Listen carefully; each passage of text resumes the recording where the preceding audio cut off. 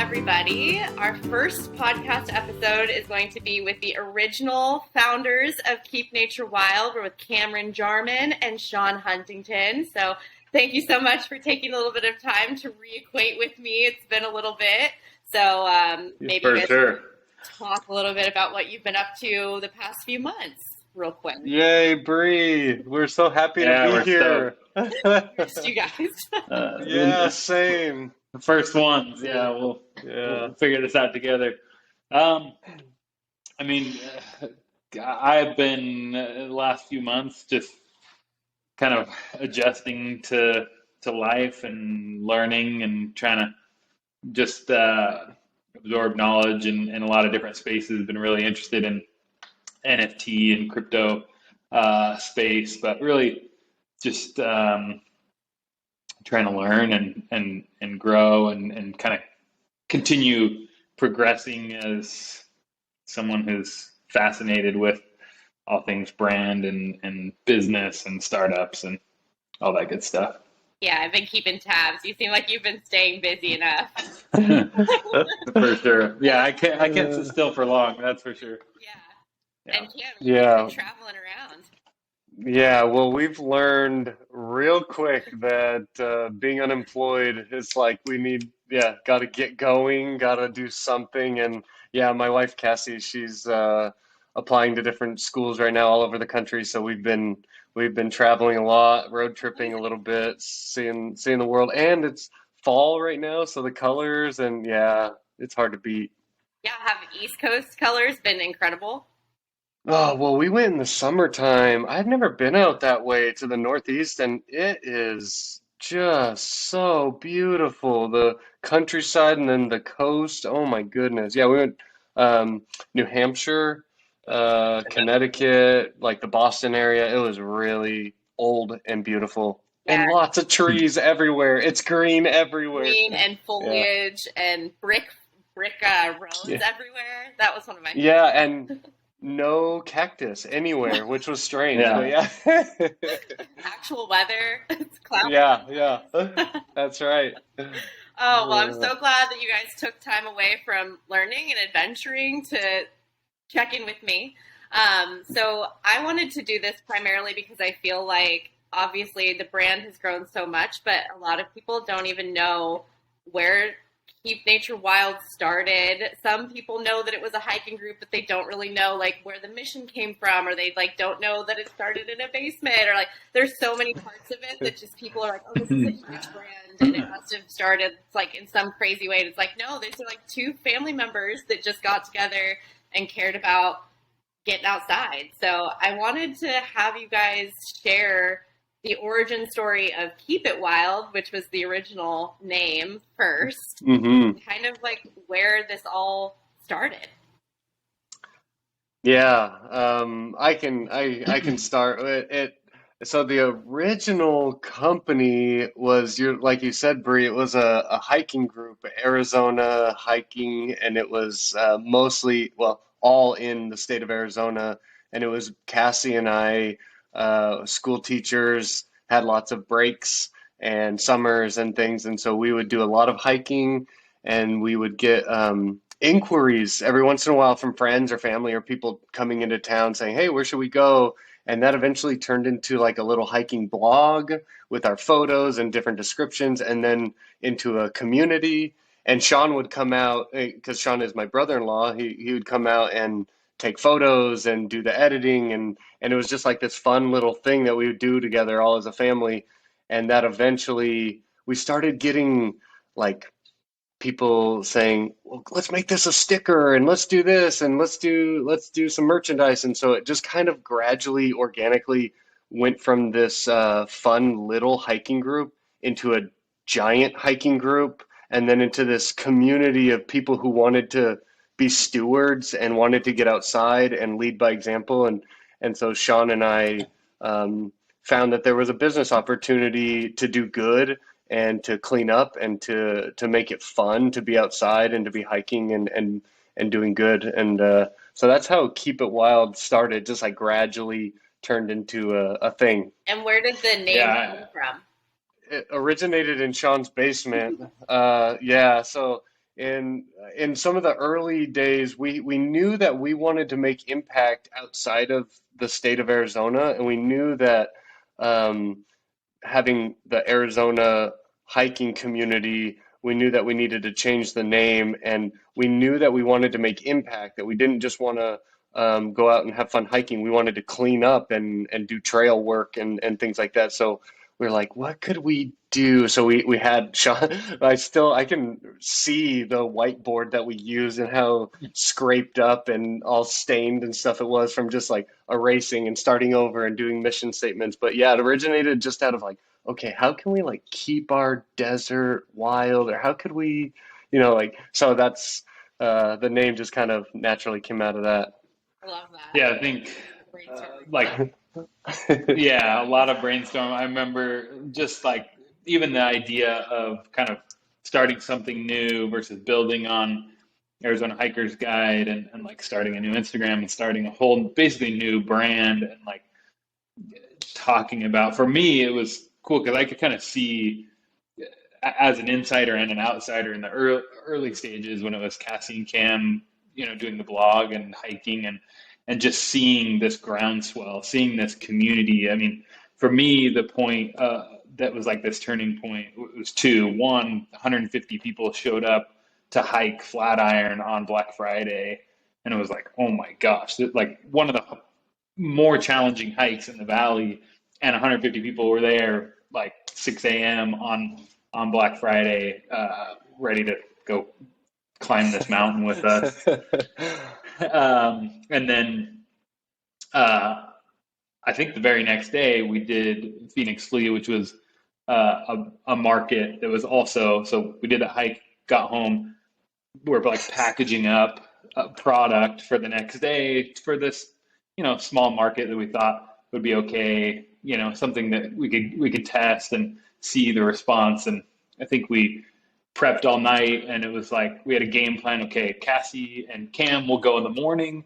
They'll work the first half, and then Shawnee and I will show up around noon, maybe bring food, and kind of swap them out. And literally 5 minutes into the show, Cam calls us frantically, "Get down here!" They had like 30 people deep line, like we're getting flooded. Like 5 minutes into the market, it was like, holy crap. And I mean, we got there and it was just like, I don't think anybody even ate. I think we brought food and it was just like line out the door for the entire fleet. And it was like, holy cow, like this, there's something here. And then at that we point, just built how much from there. product did you have? Like you guys weren't in the warehouse yet.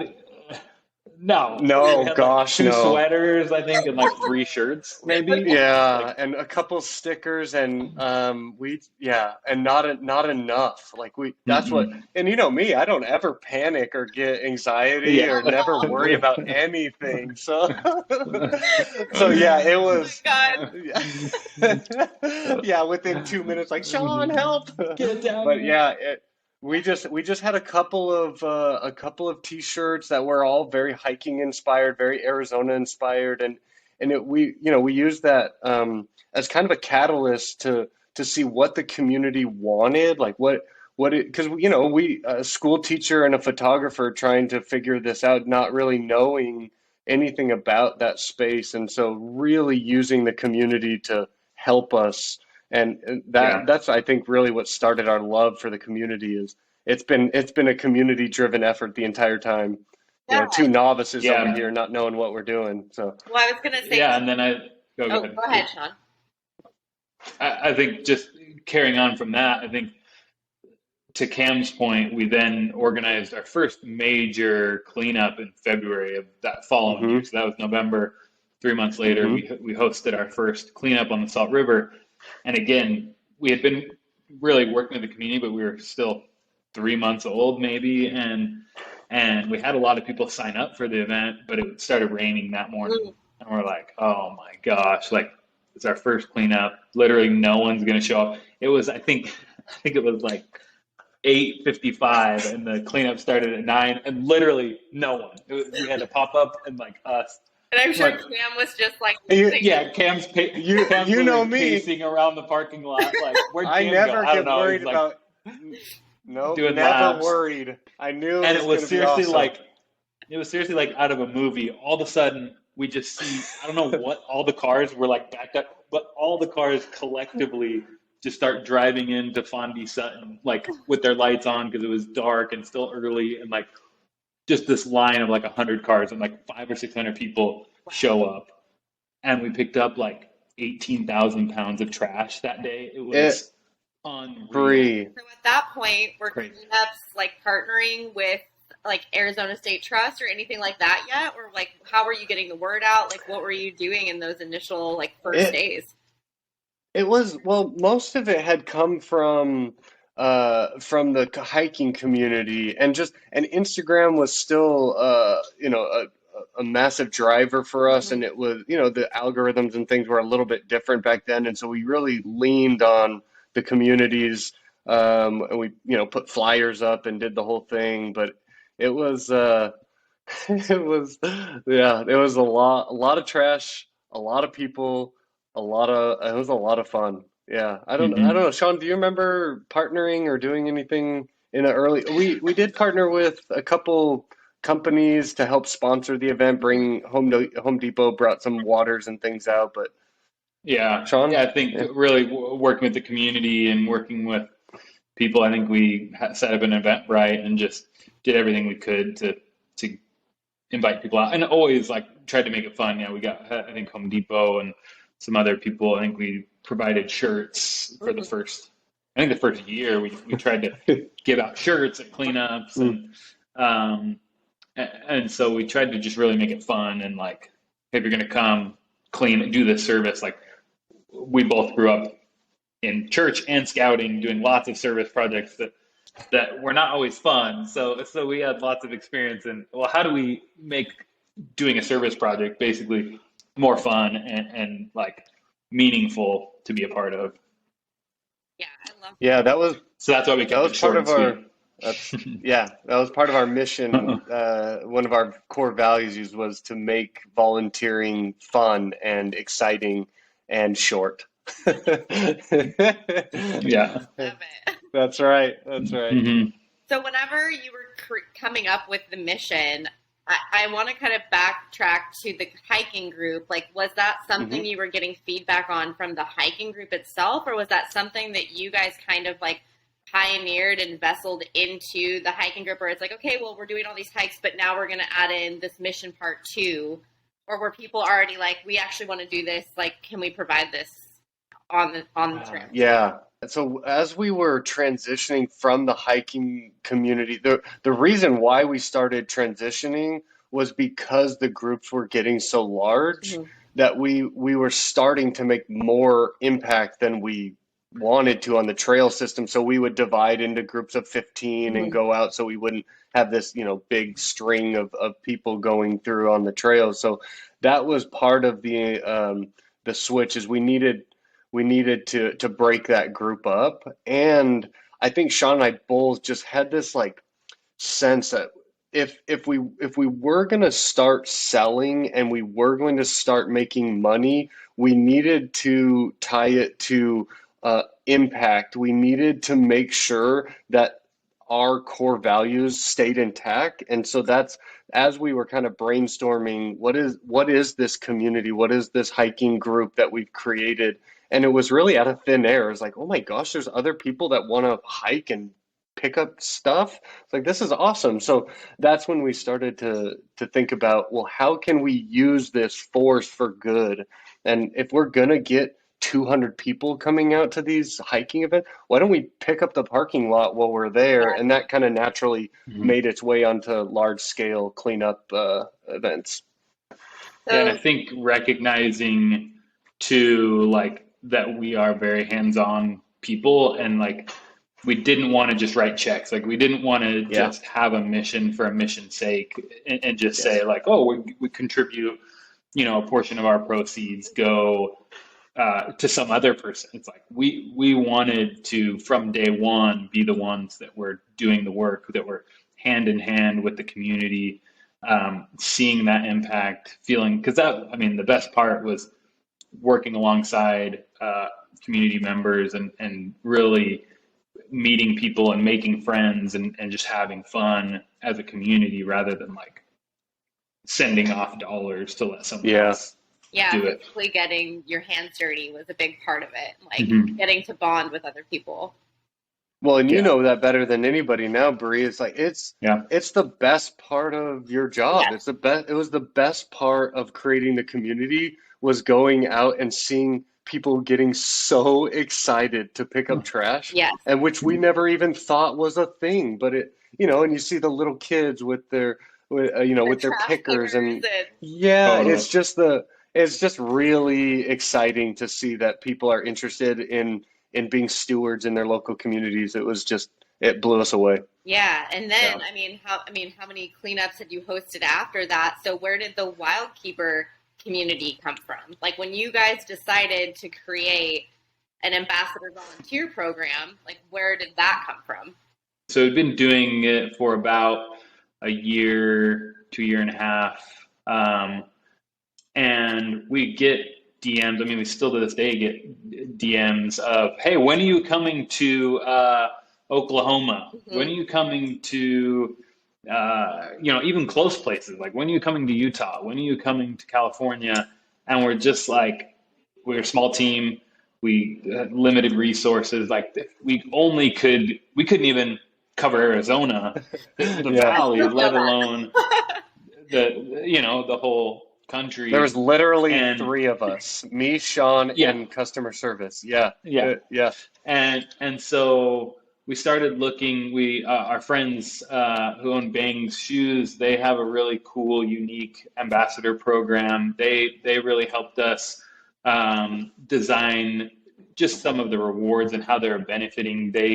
Their community really floods social media on a monthly basis with this just positive energy around the brand. And so we saw that, and we saw some other brands doing objectives, and we wanted something that, again, added to the mission, that it wasn't like, we don't want ambassadors in the traditional sense. We want people who can get their hands dirty, that can participate, and that allows us to be in more places than just Arizona, allows us to really grow the impact worldwide. And still there's layers on that I'm sure the brand will eventually get to, where now you have community. We already see it with Wildkeeper mentors, the people who are taking that charge on a personal level and expanding on that to make broader impact in bigger ways on their local trails. And so really we sat down as a team and just like tried to basically solve for how do we go broader more quickly, and then how do we enable all of our community to participate. And we had it was an evolutionary process too, because we launched it more how it is now. Then we changed 6 months later to like anybody could be a Wildkeeper, because people wanted to be involved, but they felt like they had to be a Wildkeeper to pick up trash. And so then now we've reverted back to more kind of the original form, and you guys have even evolved that further, right? So really came from wanting to allow people to participate in the mission, which I think is the most unique and cool part about the Team Nature Wild brand, is that we don't just write checks, and it's not just us that does it, but like anyone, anywhere can pick up some trash and make a really significant impact.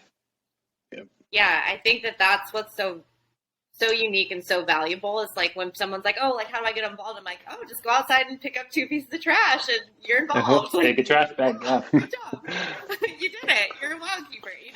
But I feel like that was such an innovative and amazing, like, I guess, program to start to launch, and like it's only going to get bigger from here. But it was just such an amazing way to just kind of hone in on the mission, and then how do we amplify it? Like, how do we continue to amplify it and make it bigger and bigger? But I feel like we get questions about the Wildkeeper program all the time, and just like, how did you even come up with this idea? Where did this even come from? Yeah, I think at least my favorite part of it is, one, like the people that join the Wildkeepers, they get to own a part of their local areas. Like, this is my trail, and I'm the one responsible for the next couple months to keep it clean. And that's just really cool. And the other thing that I was really proud of is that we didn't require any purchases. We didn't require you to do anything other than want to be a steward in your community. And like you didn't have to buy a program, you didn't have to buy merchandise. If you want to do it, awesome. We want you. I think that's special. I think it's a little unique, and I don't know, we just wanted to make more friends all over the place, and other people that wanted to do good. Yeah, because we even saw questions about that where they're like, oh, like, do I have to buy, do I have to use these bags or do I have to use these things? And it's like, you can use whatever you want. No way. They're just there if you want them because we know that people really like them. But no, you can do absolutely anything and get involved, which I think is special for sure. Yep. Yeah. And I think thinking back, I think we also saw early on from the people that would come to our cleanups, we saw this ripple effect that like something would click at a cleanup where they'd be like, I can take a trash bag when I go hiking. I'm gonna take a trash bag when I go hiking. And then they would come to the next cleanup like, I started taking trash bags on hikes with me, and people ask me all the time, who are you? Like, who are you to clean up this trail? And they just be like, oh, I just bring, this is what I do now. I bring a trash bag with me, and I pick up trash when I'm hiking because I feel like that's, my responsibility and I enjoy doing it. And so we had community members just kind of already taking that upon themselves and then like coming back to the next cleanup just so excited. Hey, I talked to like 5 people on the trails, this month, and they're just so excited. And then they said, oh yeah, now I'm going to start taking a trash bag with me when I hike because why not? And so just really leaning on the community and seeing basically wild keepers in action naturally doing that and then evolving into kind of a more structured program for that to happen. I think it's incredible when you realize what your sphere of influence actually is. And like when you go out and maybe it's your friends that see you doing it on social media and like someone that actually doesn't even really talk to you, but they see you posting about it in your stories or something, and then they're getting somewhat inspired, like a seed is planted, and then you're like out doing it, you're like in a parking lot, and someone's like, oh my gosh, I guess like maybe I could be doing more too, or maybe I should be more aware of where I'm leaving my litter, or if I see something skitter across the ground in a parking lot, I could pick it up instead of just pass it by. And like I feel like that's one of my favorite quotes is like, it's not my trash, but it is my planet. And we have very much instilled that into our community as like becoming caretakers for our spaces instead of just kind of being very passive and letting things happen. It's like, no, we can actually be engaged and actively being a part of the solution and hopefully part of the problem solving as well. That's also part of it is being preventative, but we definitely are also part of the solution, and I think that's huge. I couldn't agree more. And once you're a wild keeper, although it's only we do it in terms, and so it's every couple months, but once you're a wild keeper, you're always one, because once you see trash on the trails, you can't unsee it. And so like it almost ruins you. You're like, oh my gosh, there's trash right there. There's trash right there. I have to pick it up. Oh, it's in that bush. I have to go get it. Yes. But that's super cool that there's just an army of people out there that now can't not see the trash on the trails, and it's just so cool. You see people on trails carrying trash bags. You're like, are you a park ranger? No, you're just a regular person just doing your duty. That's really, really cool. Yeah, like deciding to give back and do something selfless, which is also a big part of it too. Like you're signing up to do something totally selfless. There's really no, benefit to you. You're taking care of the planet, which is also, that does benefit us. But really, like the planet can't thank you.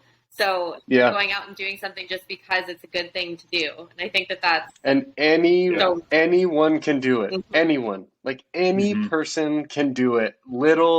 Little kids doing, anyone can participate, and we thought that was really special as well. I've also seen dogs picking up plastic bottles. So literally anyone can do it. Anything is possible. Yeah. That's right. Everybody. That's right. Yeah. Okay, so then I want to touch on changing the name. When we did a rebrand from Keep It Wild to Nature Wild, what was the intent behind that? Like, why did that happen?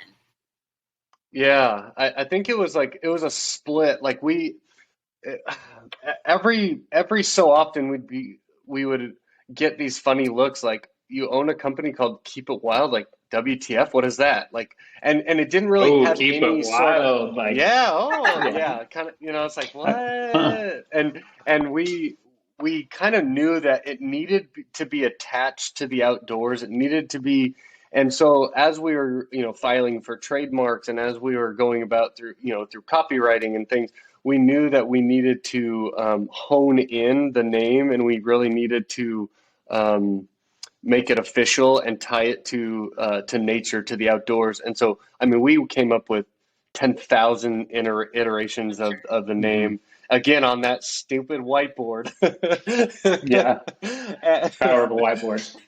And it landed on nature and I don't know, since then, it's just been K and W, the you know Hmm. the our little K and W. Yeah, has kind of a ring to it, I guess. Yeah. Yeah, so that was a big switch for us. It was again, I never worry about anything, so I wasn't worried at all that people would like, nah, we're out of here. See ya, we won't be part of the community anymore. So, but it was a big change. We had a big party, and Hmm. people just grabbed on, and we knew that the tie to the outdoors was right there in the name, and it's not just a name; it's also a slogan, or it's Yeah, a tagline, it's a motto, it's call to something we live by. action. Yeah, Yeah, I mean, it's basically Yeah, it a was. lifestyle. yeah, that's right. It's a lifestyle. Yeah. It is. Yeah, I mean, it was definitely a process. To Cam's point, it, like took time and effort, and we just wanted to really have something that could stand the test of time, and we feel like that was where we landed as a team and coming together and really trying to make that. But it was scary. They were, it wasn't, and at the same time, it wasn't like a huge change. But through Hmm. that process, we also uh, worked with an outside agency to really help us kind of capture that brand identity and the logo and all the right things to really elevate ourselves. I think it was also that we wanted to kind of rise to where the community had taken the brand and where how the brand had grown and give it just a more clean and structured identity. So that was like starting the path of really evolving as a brand, putting a logo and designs that were really fitting to the culture of the brand. Yeah, so that would have been 2018. End of 2018, yeah. 2018. Hmm. Yeah. So I guess this goes into talking about it evolving even more and kind of like where we are Hmm. now. So from 2018 to now, like I want to ask both of you, like what is the thing that stands out the most to you about how this brand has grown or how the mission has grown? Like what are your top three favorite things about what this company has become? Favorite thing, we got a Let's go with both of warehouse. you. We moved out of the basement. We got a warehouse. Oh yeah, Yeah. baby. No more carrying box up and down the stairs in the basement. No, Oh my for goodness, me seriously. thinking from the time we celebrated the name change until today, I mean think about it, Bree. We've enlisted tens of thousands of volunteers, not just through cleanup events, but now through the Wild Keepers program. I mean, we're talking uh, tens, if not, 20, 30, maybe 50,000 volunteers Yeah. all over now the world. I mean, the last time I saw it, we were in dozens and dozens of different countries, and that's super humbling and cool and just exciting. Like there's someone in Norway picking up trash because of Keep Nature Wild, and that Yeah. really, I don't know, it makes me a little emotional. It's like, wow, this is neat. It's neat. Yeah. It's really cool. And Sean and I, what do we know about? We were just two dudes, and it's just really cool to see it blossom into something really special. I think the other thing is the employees and the people that we've met because of the company has been life-changing for me. It's been really special to see the people come into this company and to really embrace the model, embrace the giving attitude of the company. And it's like this, you know, you don't get paid the most, but we get to do the most good, and it's really fun, and it's really blossomed. It's been cool to see. I feel like Yeah, you I think guys for track me, what you put out there, just so you know. Yeah, yeah, You guys. So yeah. thank you. We appreciate that. Thanks. I think for me, it's interesting. It's like as much as the brand evolved and absolutely evolved from the original like concept and vision, but I think at the same time, there are a lot of things that literally from that whiteboard meeting and sitting down and really working out like what were core things to what we believed about the world or about brand or about like how to build this thing that still to this day are part of the brand, which I think is really cool. The like taking action and getting your hands dirty and doing the right thing because it's the right thing to do, and just so many little things that we decided very early on. And so I'm proud that we were able to really establish those things and stick with them, and even through I think times where there were probably opportunities to maybe make more money or do partnerships or do things that just didn't fit within the brand that we went away from because we one always wanted to provide value first to the community, and if it wasn't valuable to the community we wouldn't do it. And so I think that's something I'm really proud of. And two, I think the brand just evolving. We worked through some things the end of last year, beginning of this year for this kind of brand refresh, kind of this next evolution of the brand that coincided with new owners coming in, a new team, and new, vision and direction for where this brand can grow. And it's just like people ask me, so is it like weird? Is it? And it's just, it is honestly an honor to see how the brand continues to evolve and grow based on something that Cam and I dreamt up 5 years ago, and like now it's in such great hands to really take it to that next level, and it's like happening. There's guys just launched flannels. We never even imagined that happening. Like we talked about it, but like there's just things that are being executed on. There's design elements. There's really cool things that your vision and the team's vision are taking seeds of things that Cam and I planted and helping them grow in just ways that I think are beyond even what we envisioned or how we envisioned them taking place. And I think that is just super cool to see that further growth, and that it's like still, so much growth potential moving forward. Yeah, I feel like even, from me being in this space, I can just see like in my mind, the things that I carry away the most from leadership from you is for, like intentionality and mindfulness, and just being very like, basically community first. Like what would they want? What would they think? Like how can we better support and uplift? Like are we actually talking to them first, or is this kind of missing the mark? And I feel like that has just been so strongly protected through everything. Like, no. If we're not thinking about our people and the fact that they care about the outdoors and they want to do something and like make a difference, then like we're missing the mark. And that has been so safely like guarded. All of us are like, no, like this is how we're doing it. How do we hold this true? Because this has been so deeply rooted from the beginning. And so I feel like it's so cool to just see all of those kind of like the things that were planted in me when I first came to a cleanup, but also like when I started working at Keep Nature Wild, and then like to see those things really honored and like carried through, and like those aren't being just kind of tossed aside. Like that is so valued in everything that we do. And that's because it was put up on a pedestal with you too, like that's not something that we're willing to compromise on. Thank you. That's cool. That's really nice to hear because that was, I mean, I remember Sean and I doing a whiteboard session and talking about some of our core values, and the very first one we put down was selling is always secondary. Remember that, Sean? So Yeah. yeah, and if we're only thinking about bottom line and how is this company going to survive, we're doing something wrong. You know, it was just against our.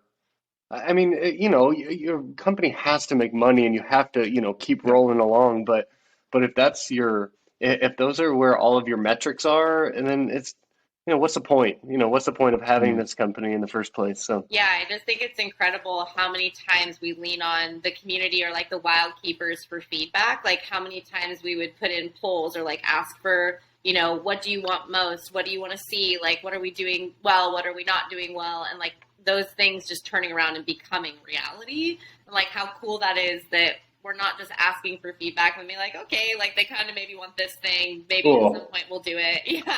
Yeah, but instead it's hmm like, hey, this is like they really value these things, and then turning around and be like, Mhm. how do we actually implement this and make this happen?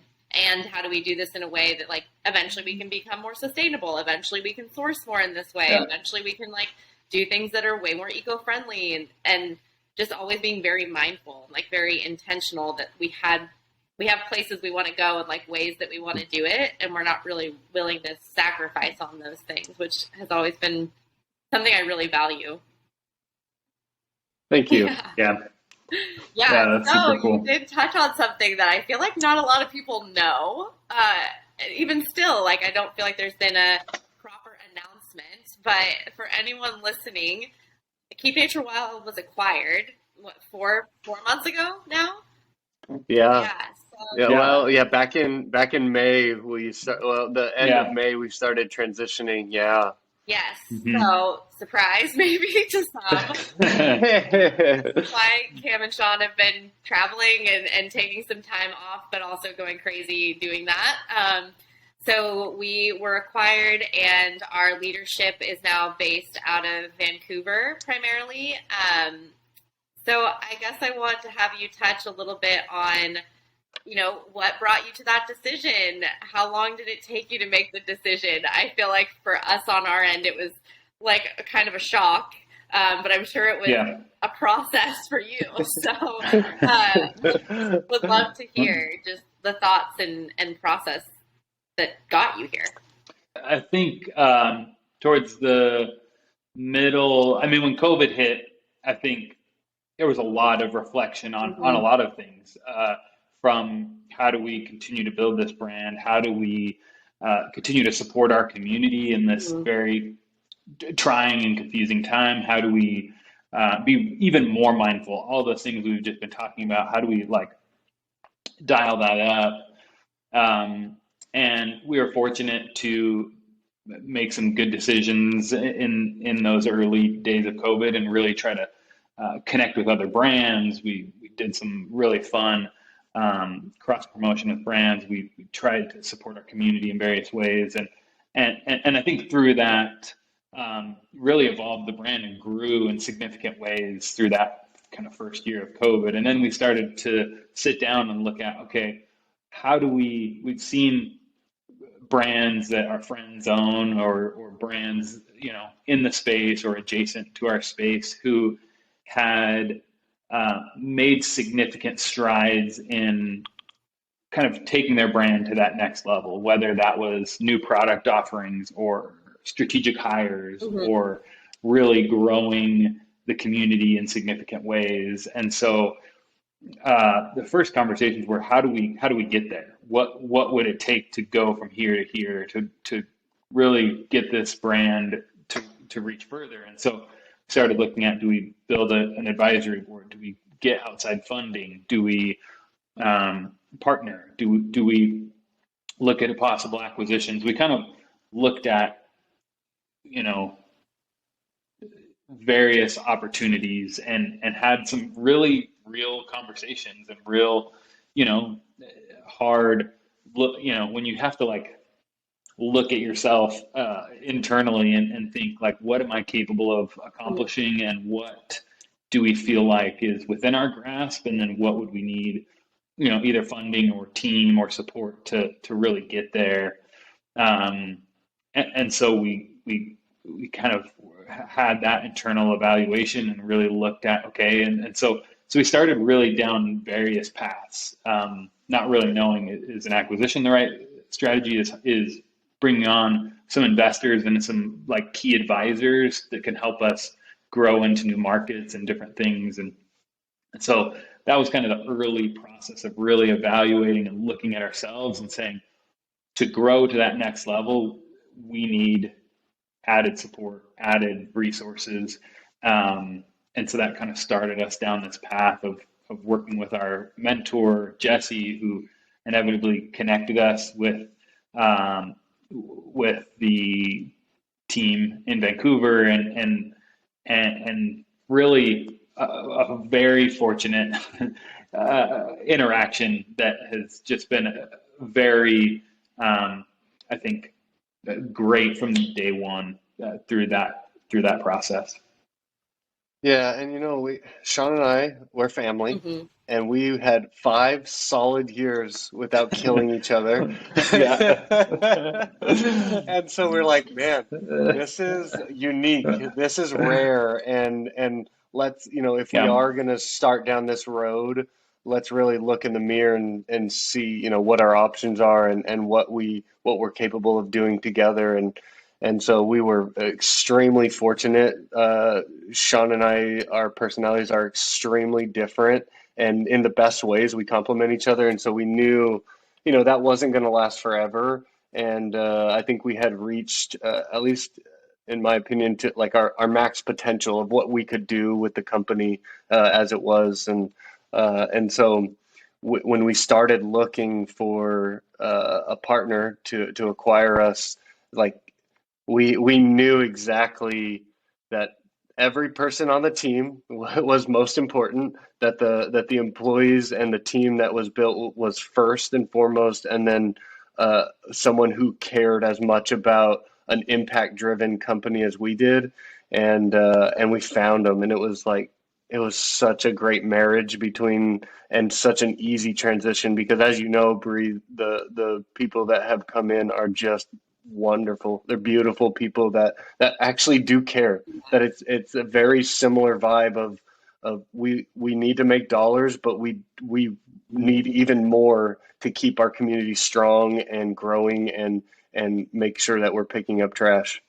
Yeah, and we had 4 or 5 calls with different people who were interested, and I think the first call we had with Matt, I think literally all we talked about was the mission. Yeah. I don't even think Yeah. we talked business or Mm-mm. like numbers or even just anything but mission, and what the mission meant to us, and why the mission was interesting to him, and like what he could see from the outside of the conversation. And then that was, I think, a 20-minute call, and then Matt, Jordan, and Kevin, we like found a time where we could all meet, and again it was like the mission, the brand, the community, the like ethos of what we had built. It wasn't like, because the other path is like meeting with a broker and Mm-hmm. and it's like listing it and like just very, and we had talked to some of those people too, and it's just like, okay, well, so what are the numbers, and what's the Yeah. this, and it was just like,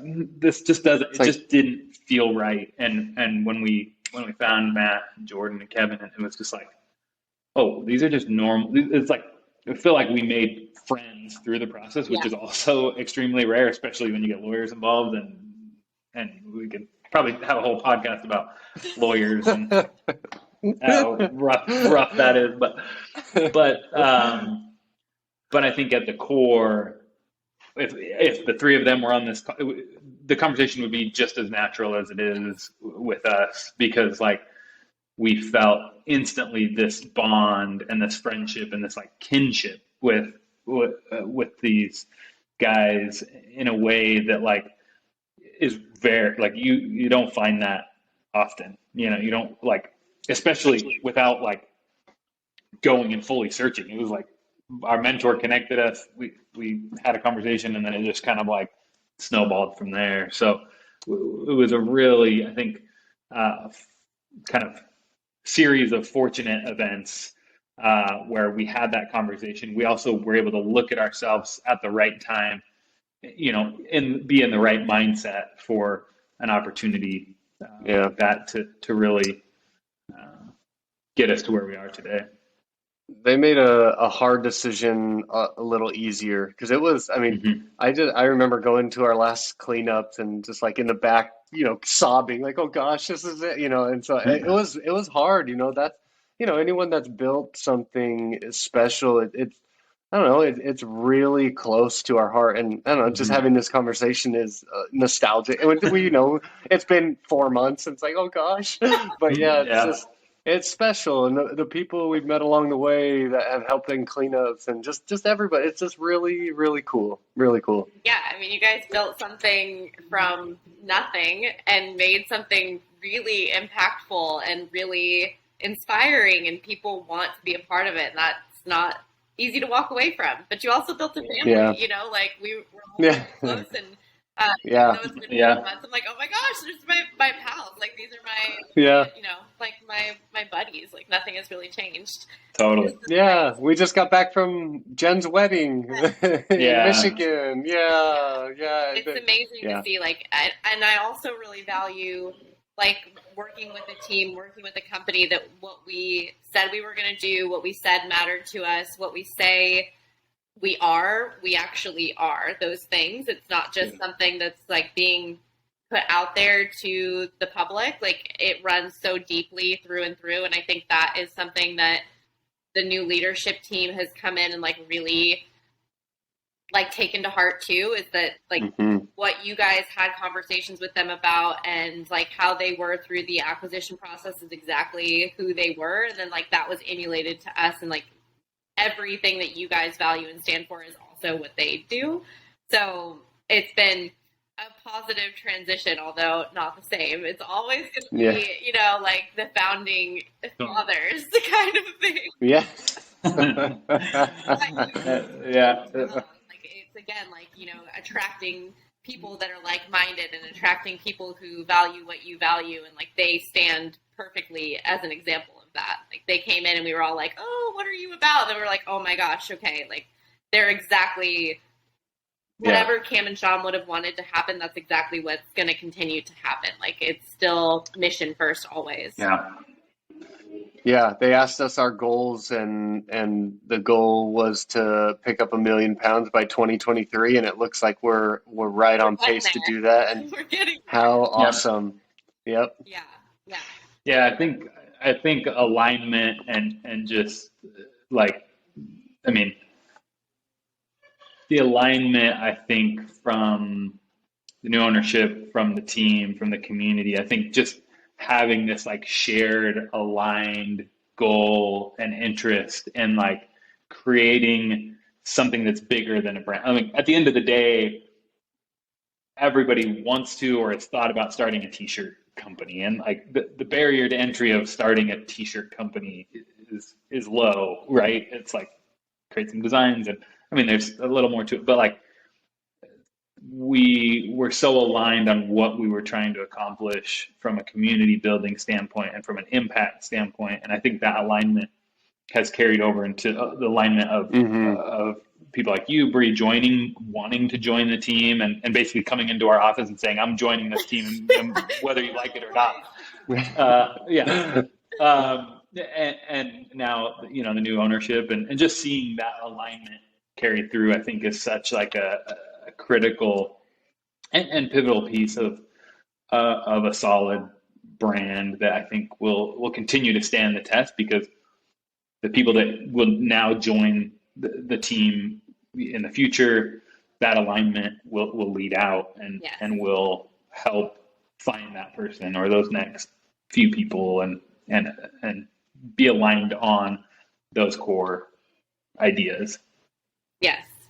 Yeah. I mean, I see that all the time with people that are interested in joining in on things. And it's like, oh, I've been a wild keeper for 4 years and now I'm going to do this. And now I want to get more involved. It's like, it's so cool to see everything come from like the bottom up, and just the more time people spend in the community or like involved with the company, the more they want to be involved. It's not like, oh, I see it and now I'm like kind of turned off by it, or like I don't think it really matches with what they're saying. It's like, oh, I actually want to invest even further into this because I can see that through and through, like this is the common thread and I can continue to do good, which I love. Yeah, I think that, I mean, people are smart and people like you spend any amount of time with anyone, you can feel their intentions. You know what they're about. And it was really important for Sean and I and really the team that we put our money where our mouth is, like that we always wanted to do good and I think that just well, I think the community really has led that charge as well. As everyone has pure intentions coming to cleanups and doing all the volunteer efforts. It's yeah, and it just keeps sparking more and more desire to do good. Yeah. Yeah. Okay, so we have a few minutes left, and I have 2 questions. So Oh you no. get to answer them. Or wait, maybe 3. So first is, what is your favorite K&W memory? The second is, what does Keep Nature Wild mean to you? And the third is, what is your favorite flavor of soda? Oh boy. I have a whole story about soda. Oh. Sean does not mess with his beverages. He is the beverage king. The first one is super easy. It's Diet Coke all day, through and through. Always. There's no, is there other sodas than Diet Coke? I mean, come on. But I already forgot the other 2, but yeah, I don't know. Yeah, it's Diet Coke or bust. Sean, no. Sean, answer the soda one because this is the a soda debate question. here. One, I'm glad that you called it soda. But lately, normally I'm a Coke Classic guy, but Dr. Pepper I think has taken the #1 seed as of recently. But the story I was going to tell was this debate with us and Jen and her now husband that it's pop, not soda. Yet I could send the photo. Says pot? At their wedding, there was a beverage card listing out wine and soda, Coke, Diet Coke, Sprite. So I'm just saying. That was officially in the wedding as soda, so they just can't call it pop. There's no defense for them anymore. There's no debate anymore. No. It's not soda pop either. It's soda. No. There is what? Yes. Okay. Yeah. And Jen's gonna listen to this and she's gonna debate and be mad, but it's soda. Everyone. Fight us. This conversation. There you go. I think my favorite memory. Honestly, probably was that first cleanup. Like, just like it literally like feels like I'm embellishing and like telling it like it was a movie, but it was literally like all of the elements. It's raining, it's dark, it's cold. Literally, not a single car in the parking lot, and then just like hundreds of cars all at the exact same moment, just like show up. I love that.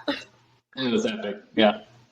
Yeah, mine's definitely a cleanup moment as well. I think maybe our first celebration at South Mountain with to celebrate Arizona's birthday. I think that park is beautiful and how welcoming the support staff and the park rangers were to us, and how shocked they were that 600 people would show up and pick up thousands of pounds of trash. That's always been a special moment to just see hundreds and hundreds of people, and we're taking the group photo, and it's Sean's got to get his wide camera, the lens out, and it's like, oh my gosh, this is really cool. Yeah. So that's probably my favorite memory. I love that. And Keep Nature Wild, and what does K&W mean? Honestly, we've drilled it home throughout this whole podcast, but it has been community. It has been the people that have made it. Because really, at the end of the day, it's like Sean and I have done a little, but it would be it would be forgotten without the community. It would be nothing without the 100%. community. And that has been so, it's just been so cool just to see. I mean, it seems like now every Instagram post is someone out there doing something cool and someone out there with a bag of trash in their hand. And that is really special. It's really, really cool. Yeah. Well, Cam stole mine, so Top that, Sean. I think just an evolution maybe of that, or even just an add to. I think community 100% is everything, and that's the beginning and the end of Keep Nature Wild. It's all the things in between, and I think within that, it's the connections that we've made, the connections that the community has made, the like friendships that have been born. Like I don't know how many times people come up to us at cleanups and say, I met my best friend. I met this person. I just moved here. I made a friend at a cleanup. Now we go hiking together. We like people have built real meaningful relationships, friendships. I don't know that there's like a connect to marriage yet through Keep Nature Wild, but if anybody has, meeting at a cleanup, hit us up because we want to know and we want to feature you. Yeah. Yes. But I think that like is such and basically that is community. That's what creates the community, is those connections. And I think that is such a special part about the brand, and it's the connections that we made along the way, and we still continue to make, seeing the brand, seeing stickers, seeing people wearing the gear, and just like those connections and those relationships that have been built because of something we started, which is cool. Yes. Yeah, super cool. It's incredible. This is like so many like warm feelings. I know, it's nostalgia. It's fun. Thank you so much for taking the time, and I hope that people like learn something new that they didn't know about the origin story from this, or they just learned that we were acquired. Like something new came from this. But you guys are amazing, and I'm so glad that we got to catch up again. And this will not be the last time we hear from you, I am sure of it. So no, not a chance. Yeah. Thanks for asking us to do this. It's really fun, and it's no doubt in my mind. I was like, I know exactly who the first episode's going to be. Obviously, it's going to be you. We're excited to listen in and to follow the podcast and obviously follow the company and all the good things that are happening. All the great. 100%. All right. Thank you. Thanks so much, Bree. Thank you.